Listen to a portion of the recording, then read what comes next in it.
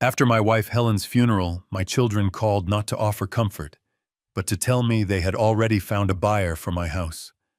They saw a grieving old man, an easy target, someone they could manage for their own gain. They thought they knew everything about the life I had built with their mother, but they never knew about the second house, the one Helen left me as a final secret gift. And they had no idea their greed was about to walk them straight into a trap she had set years ago. The funeral flowers had only just begun to fade when the calls started. I was in my kitchen on a Thursday morning, 2 weeks after we buried Helen, watching the steam curl from a mug I hadn't touched. It was a dark green ceramic chipped at the handle, a Father's Day gift from my granddaughter Emily years ago. Back then, its weight felt familiar, comforting. Now it felt heavy, foreign, like it belonged to a man I no longer was. Everything felt foreign. The house, with its quiet rooms that still held the echo of her laughter, felt vast and empty. My own reflection in the hallway mirror was a stranger.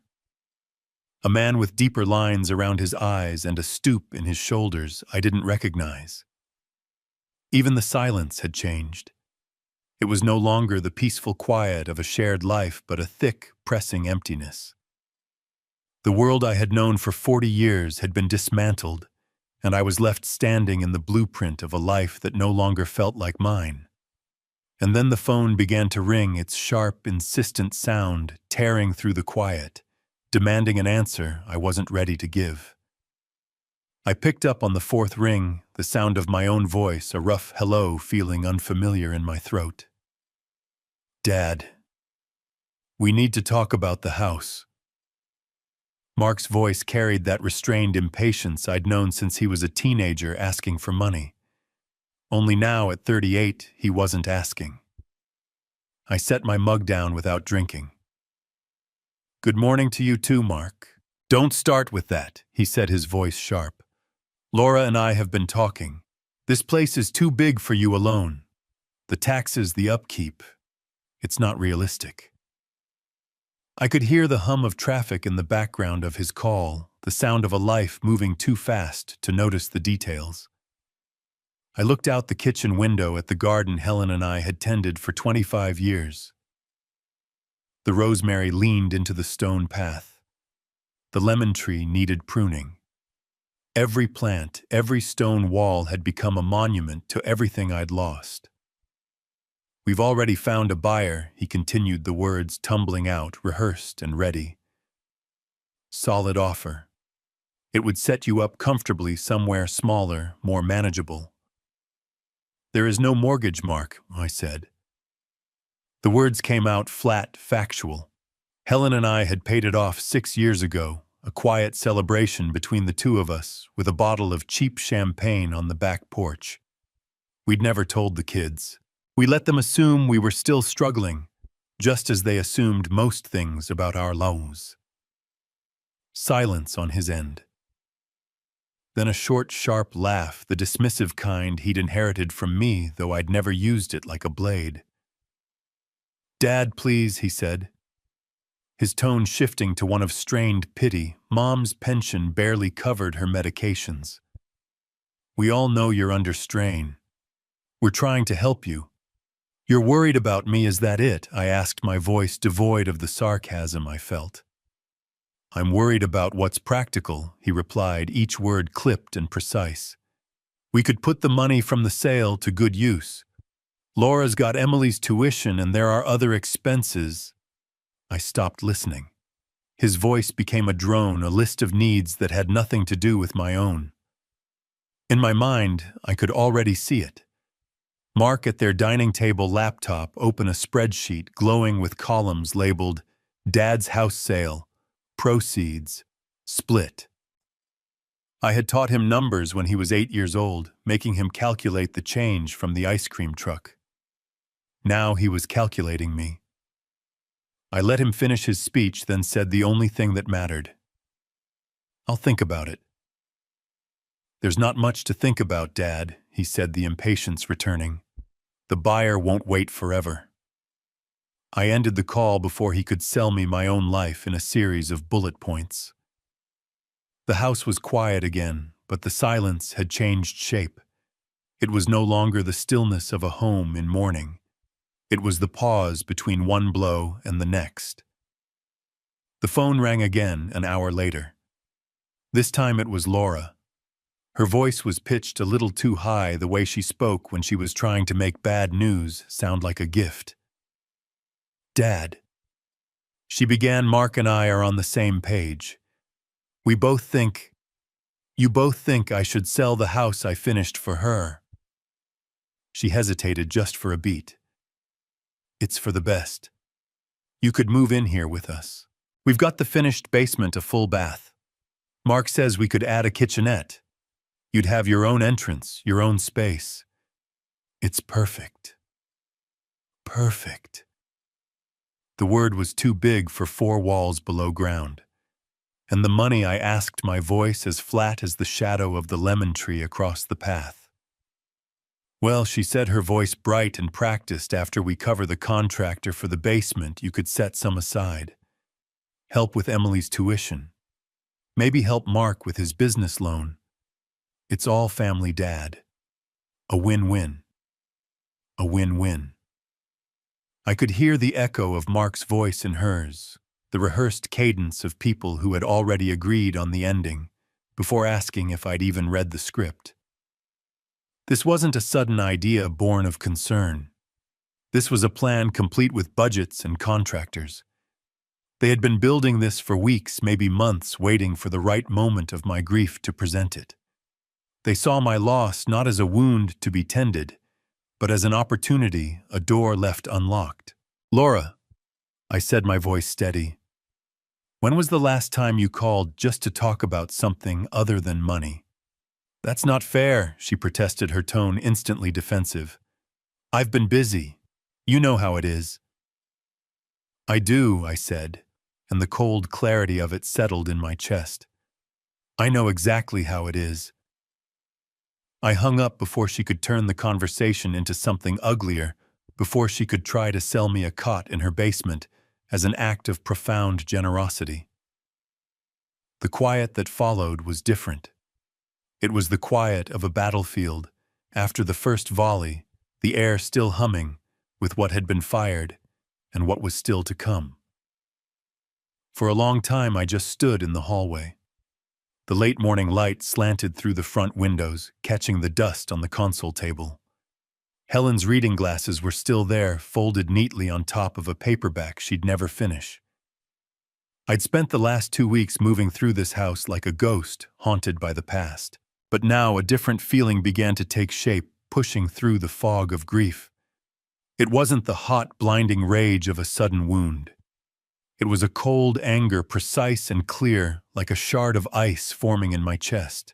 They saw me as a problem, to be managed, a set of assets to be liquidated. The home where I had raised them, the garden where their mother had found her peace, it was all just numbers on a spreadsheet. I walked into her study, a room I had barely entered since the funeral. It still smelled of lemon oil and the faint floral trace of her perfume. Her desk was exactly as she'd left it, a pen resting diagonally across a yellow legal pad. And then I remembered. It was an evening about a year ago, just before her diagnosis got serious. I had found her here, surrounded by files, her expression intense. "Just tidying up," she had said, waving off my offer to help. "You never know when you'll need your paperwork in order, Richard." She had looked at me then, her gaze direct. "Especially the papers no one else knows you have. Those are the ones that keep a house standing when the wind blows." At the time, I thought she was just being her usual meticulous self. Now her words felt less like a habit and more like a warning, a blueprint. I looked at the desk, at the stacks of paper, at the locked bottom drawer she always said held the important stuff. The wind was blowing, and I had a sudden, unshakable feeling that Helen had left me a map to find shelter. I sat in her chair, the leather worn smooth where her elbows had rested. For the first time in 2 weeks, my shoulders eased. This room, her space, didn't feel empty. It felt purposeful. My search began with the obvious places: the stacks of mail, the accordion file of household warranties, the top drawers filled with stationery and pens. Nothing. Just the neat, orderly artifacts of a well-managed life. My gaze fell on the bottom drawer on the left. It had always been stiff, the one she kept locked. My secrets, she would joke, though I knew it just held old tax returns and sentimental cards. The key, she'd kept it in the small ceramic bird on her windowsill, a silly little thing she'd bought at a flea market on our 20th anniversary. My fingers closed around the cool metal. It slid into the lock with a familiar click. The drawer groaned in protest as I pulled it open. Inside were the layers of a life lived on paper, old appliance manuals, greeting cards from Christmases past, a bundle of letters from her mother. Standard, expected. But underneath them all, my fingers found the edge of something else. It was a pale blue folder, heavier than it looked. It wasn't labeled like her other files. It was blank, anonymous. The paper inside shifted with a faint whisper as I lifted it out, like it knew it had been waiting for me. I didn't open it. Not yet. I set it on the desk and rested my palm on the cover, as if I could feel the energy of her intentions through the cardboard. A yellow sticky note was stuck to the front. Helen's handwriting in her tidy block letters was as clear and steady as her voice in my memory. The note had only one sentence: "If you're reading this, you need to know what's inside." I sat there, the late morning light warming the side of my face, and for the first time since the funeral, I felt something other than loss. It wasn't hope, not yet.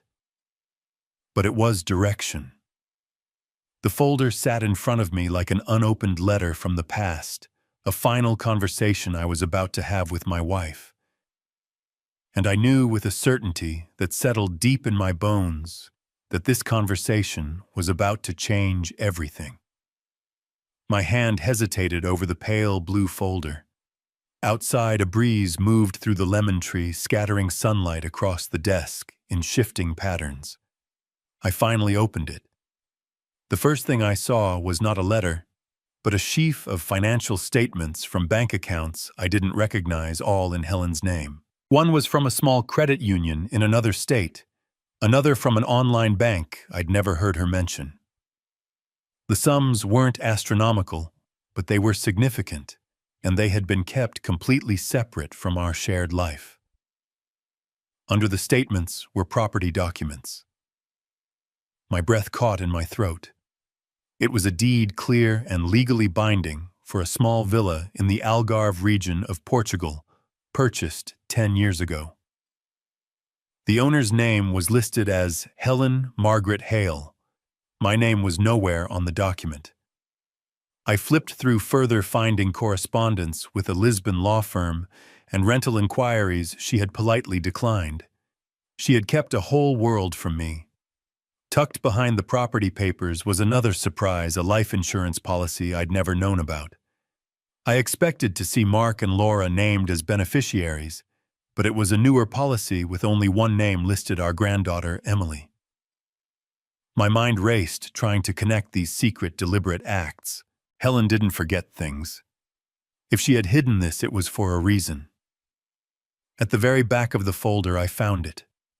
A thick, sealed envelope with my name written on the front in her looping cursive. This was not a document. This was the explanation. This was her voice waiting across the years to tell me why. I broke the seal, my hands trembling for the first time that day, and began to read. The letter began without preamble, her voice clear and calm in my mind, as I read the words she had written 2 years ago. "My dearest Richard, if you are reading this, I am gone. And if I am right, the calls have already started. They will circle you, not because they need you, but because they want what we've built. I've watched it for years, the small comments, the questions about money, the way they count what isn't theirs yet.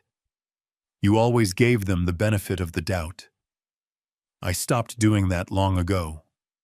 The house is yours. It stays yours. I paid it off so you'd never have to answer to them about it. But I also knew they'd try to make you believe you couldn't manage alone. That's why there's a second plan. The villa in Portugal is for you, a place to breathe. The separate accounts are for your independence to give you options they can't control. But you will need help on the ground, someone you can trust implicitly. Her name is Anna. You'll find her number in the back of this folder. She was a friend to me and she owes me a debt she insists on repaying with loyalty. Trust her. She will know what to do. Sometimes, Richard, the only way to win is not to play their game. Her words were a shield, a plan, an act of love so fierce and strategic it left me breathless. I was not a grieving old man waiting to be pushed aside. I was a man with a partner who had armed me from beyond the grave. I found Anna's number, a Portuguese country code followed by a string of digits. My hands were steady as I dialed. The phone rang 3 times, and then a woman's voice, warm and accented, answered. Anna speaking. Anna, I said, my own voice sounding stronger than it had in weeks. My name is Richard Hale. Helen was my wife. There was a pause on the other end, not of confusion, but of recognition. Then her voice softened. Ah, Mr. Hale, I have been waiting for your call. She told me this day might come. The relief was a physical thing, a weight lifting from my shoulders. Helen hadn't just left me assets. She had left me an ally.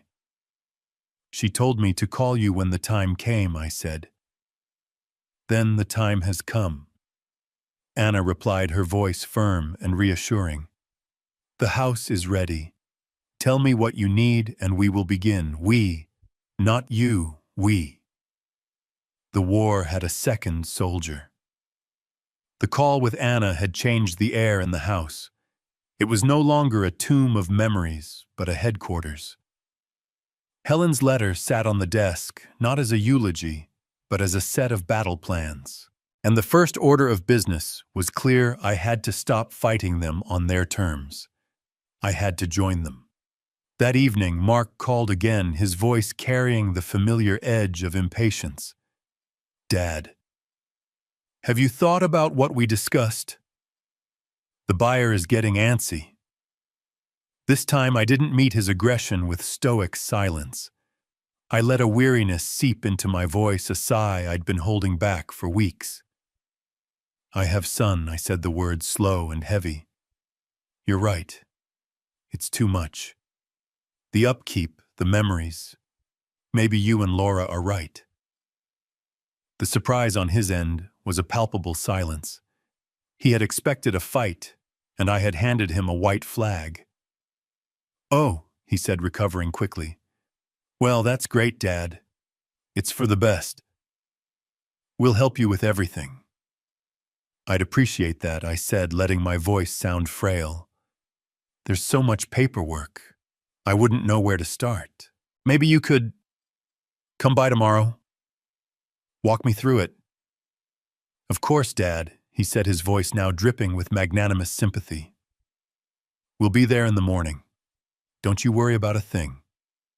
They arrived the next day, not as invaders, but as saviors. Brenda brought a container of soup for my strength and a folder of glossy brochures for retirement communities. They sat me down at the kitchen table, the same table where they had issued their ultimatum, and spread out their papers. Okay, Dad. Mark began, his tone patient and patronizing. This is the offer from the buyer. It's a solid price, but we need to move fast. I put on my reading glasses and squinted at the documents, pretending the numbers were a language I no longer understood. All these clauses, I murmured, shaking my head. It's all so confusing. I let my hand tremble just slightly as I pointed to a line. What does this part mean? Brenda leaned in, placing a hand on my arm. Don't worry about these details, Richard. That's what we're here for. We've already spoken to our realtor Janet. She's fantastic. She'll handle everything. Janet, I repeated as if trying to memorize the name. I looked at Mark. And the buyer? Do I know them? No. Dad, Mark said with a dismissive wave. Just an investment group. They buy properties in the area. It's all very straightforward. I nodded slowly, letting my gaze drift out the window. I played the part of the defeated old man, overwhelmed and grateful for the children who were so capably taking control. They spent an hour walking me through their plan, their voices a low, confident hum. I let them. And with every word they handed me another piece of the puzzle. The name of their realtor, the nature of the buyer, the timeline they were pushing. They thought they were managing my surrender. They had no idea they were arming my rebellion. When they left, they believed the house was as good as theirs. I let them believe it. The day after my children left, confident in their victory, I packed a single suitcase. I didn't tell them where I was going. My phone went unanswered. To them, I had simply become the confused, compliant father they wanted retreating into his grief. 2 days later, I was on a plane. I landed in Faro, Portugal, to a son that felt kinder than the one I had left behind. Anna was waiting for me, a small, sturdy woman with eyes that held the same quiet intelligence as Helen's. She didn't offer pity. She offered a handshake and the keys to the villa. The villa was a simple, whitewashed house overlooking the sea, a place built for peace. It was here in this house they didn't know existed that I set the trap. On Monday morning, Anna drove me to the law firm in Lisbon. The office was cool and quiet, the lawyers professional and discreet. They had been waiting for my instructions just as Helen's letter had said they would. They laid the documents on a polished mahogany table. These were not the confusing real estate papers my son had shown me. This was Helen's separate will, the one that governed her private assets. With a steady hand, I signed where they indicated my signature, activating my authority over the Portuguese property and the hidden bank accounts. My first official act was not to withdraw money or to book a vacation. It was to instruct the lawyer to send a certified letter to 2 addresses in the United States, one for Mark and one for Laura. The letter was simple. It was a formal notification from the estate of Helen Hale, informing them of the existence of her separate will and the assets contained within it, assets now under my sole control. As I walked out of the law office into the bright Lisbon sun, I pictured that letter arriving in their mailboxes. I imagined their confusion turning to shock, then to fury. They thought they had me cornered in my quiet suburban house. They had no idea I had already moved my king to a different continent. The trap was set. Now all I had to do was wait for it to spring. The certified letter arrived at Mark's house on a Tuesday. I knew this because the law firm in Lisbon sent me a delivery confirmation email, time-stamped to the exact minute. I was sitting on the terrace of the villa, a cup of coffee growing cool in my hands, the scent of sea salt in the air. For 3 days there was nothing, a heavy humming silence across the Atlantic. I imagined the confusion, the frantic calls between Mark and Laura, the disbelief turning to anger. They were running through their own playbook, trying to understand a game whose rules they had never known existed. The call came on Friday evening. It was Mark, his voice a raw, ragged tear in the fabric of my peaceful afternoon. "Dad." "What is this?" he demanded. No hello, no preamble. "What the hell is this letter from some lawyer in Lisbon?" I took a slow sip of coffee before answering. "It's exactly what it says it is, Mark. It's a part of your mother's estate. Her estate, her will left everything to you and then to us. This is insane. A villa, secret bank accounts. This is some kind of fraud." His panic was a wild, uncontrolled thing. He was a man watching a map he thought he knew dissolve into an ocean. "No, son," I said, my voice as calm as the sea in front of me. This is foresight. I could hear Laura in the background, her voice a sharp, insistent whisper. Ask him about the house. I decided to save them the trouble. As for the house you're so worried about, I said you might want to call your realtor.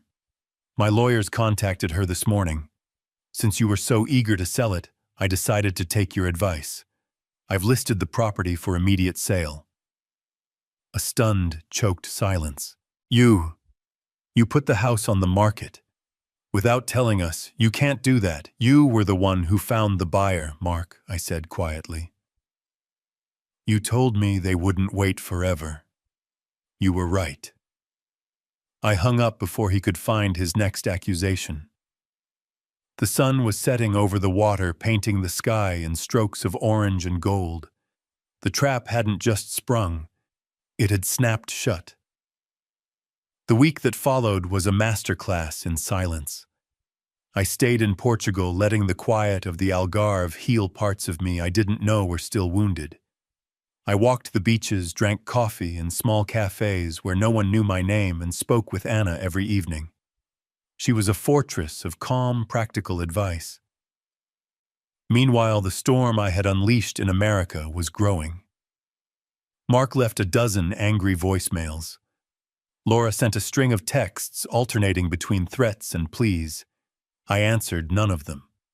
I was following Helen's advice. I was refusing to play their game.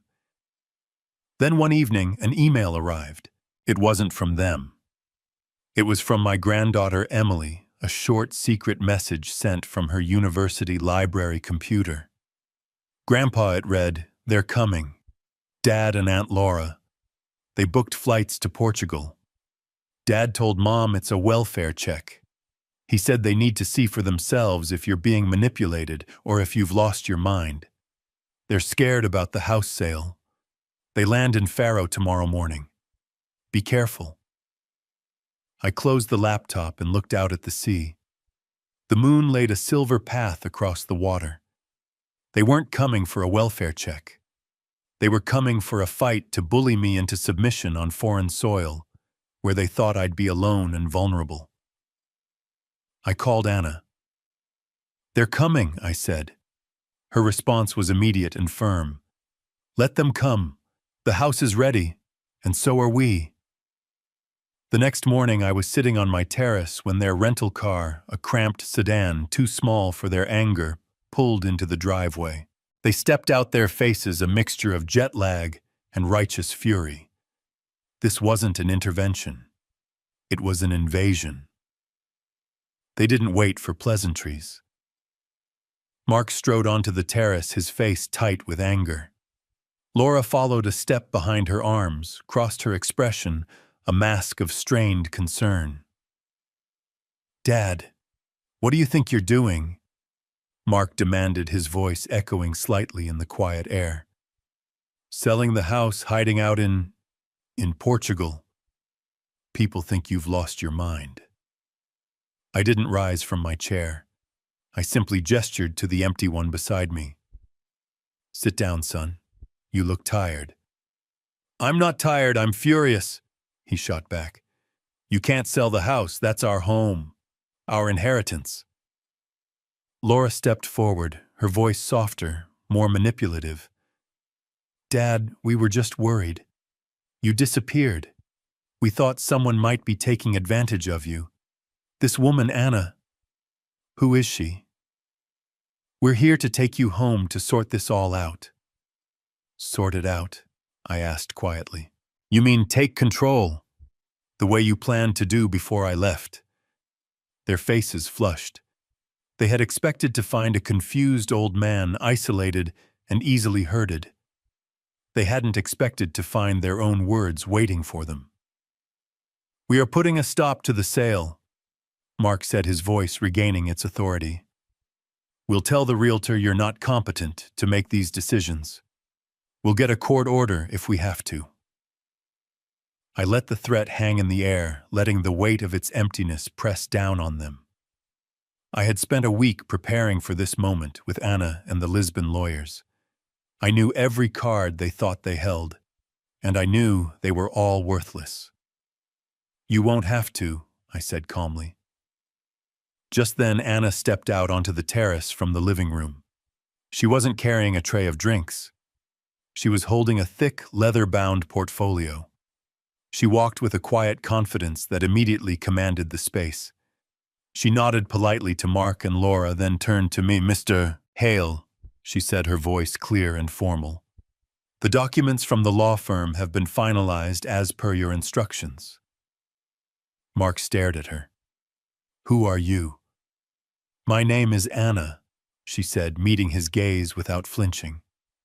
"I was a dear friend of Helen's, and I am the executor of her final instructions regarding this property." She placed the portfolio on the table and opened it.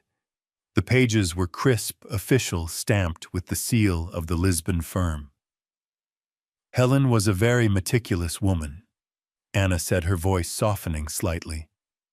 "She foresaw that there might be confusion after her passing. She wanted to ensure her husband's peace and security were never in question." She slid the top document across the table. It was a notarized letter written in English signed by Helen. Laura snatched it up. I watched her face as she read, her expression shifting from defiant anger to stunned disbelief. Mark read over her shoulder, his own color draining away. The letter was simple and devastating. It outlined Helen's love for me, her fears about their greed, and her creation of this safe haven. It explicitly stated that the villa, the accounts, and all related assets were part of her separate estate willed directly and solely to me. Then Anna slid a second document from the portfolio. "She also had the foresight to have this prepared," Anna said.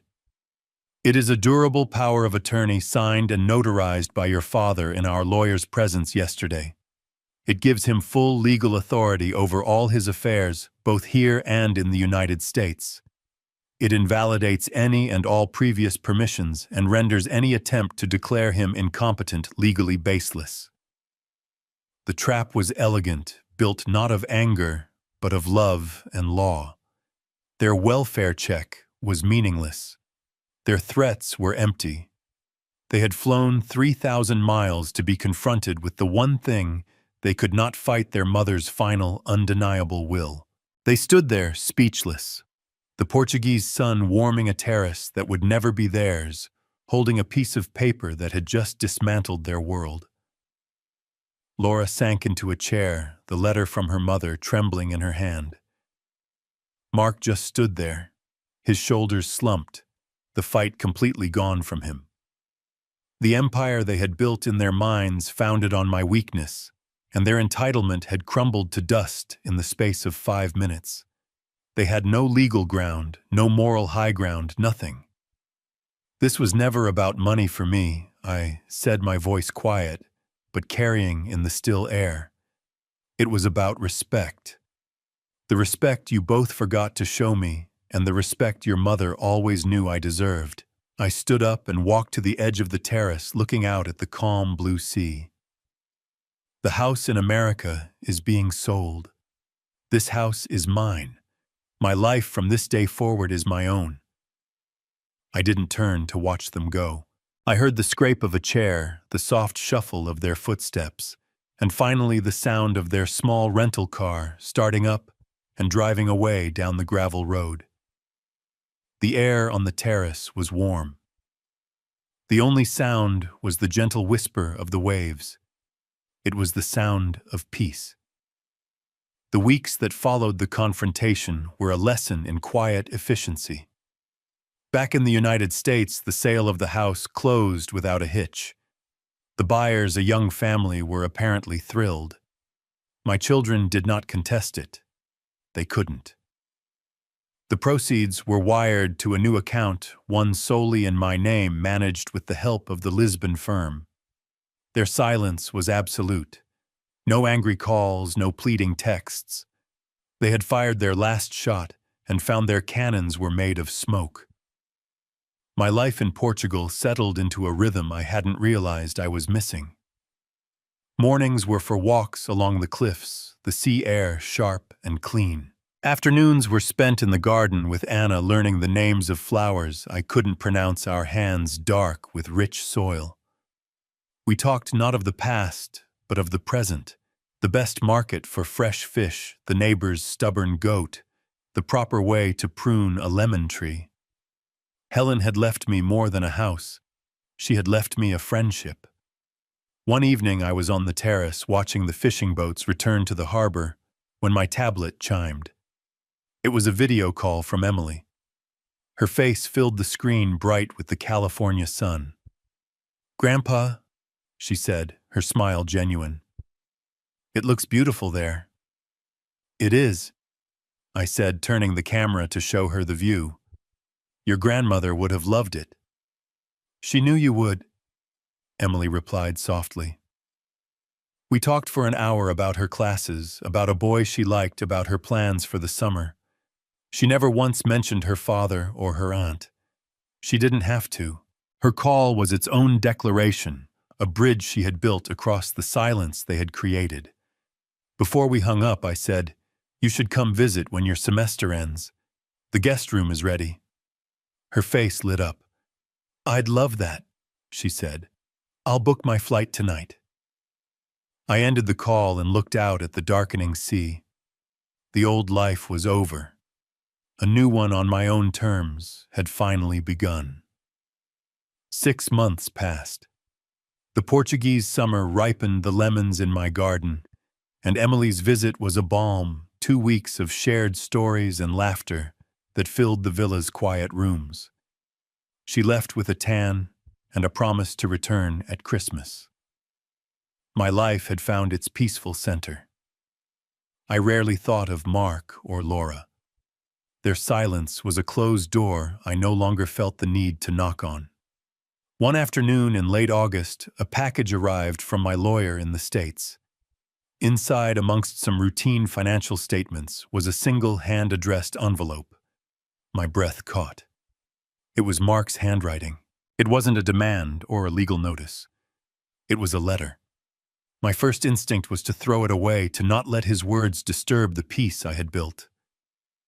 But curiosity, or perhaps some lingering filament of fatherhood, made me open it.